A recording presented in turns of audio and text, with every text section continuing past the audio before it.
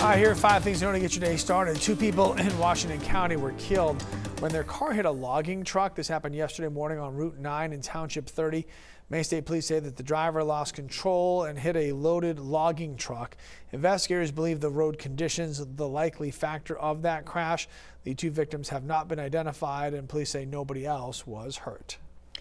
A stretch of I-295 north in Yarmouth is back open after a crash closed the road for more than 12 hours. State police say the road near exit 17 was reopened shortly before midnight. They say a tractor trailer lost control after hitting a patch of snow around 9 yesterday morning. The cab landed on a car in the passing lane. The driver of the car was taken to the hospital with minor injuries. The driver of the tractor trailer truck was not hurt. A representative for Maine State Police said that the truck was carrying natural gas cylinders that needed to be unloaded very carefully, which kept the road closed for a longer period of time.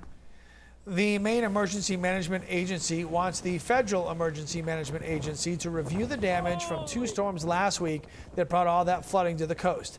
MEMA is asking FEMA to do a preliminary assessment of 8 coastal counties that got affected by both storms.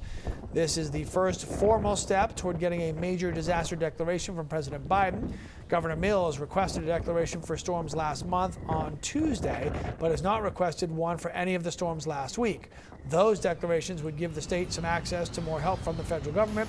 The governor declared a state of civil emergency a week ago, and that is expected to end today around noontime. Nurses at Northern Maine Medical Center in Fort Kent have voted to unionize. According to National Nurses United, 62% of the nurses voted yes. The union says it was requested to help with retention. According to Nurses United, they now represent 90 nurses at the hospital. We reached out to hospital representatives overnight for comment. They have not gotten back to us yet. There is a renewed effort to extend passenger rail service in central Maine. State Senators Peggy Rotundo out of Lewiston, Joe Baldacci from Bangor behind the proposal. If it gets approved, state leaders could apply for a $500,000 federal grant to study extending the rail service into the region. It would extend service to Lewiston, Waterville, and Bangor. In a tweet, Baldacci said Waterville's city council has already endorsed this bill. It does face further debate in the Transportation Committee. All right, one more check on that weather. I know. It's cold in here. It's even worse outside. I know, like it's chilling you to the bone. Sunshine this morning, clouds this afternoon. Next couple of days will be relatively quiet, just very, very cold. We bottom out on Saturday. Temps start to creep back up Sunday, and next week looks a lot better.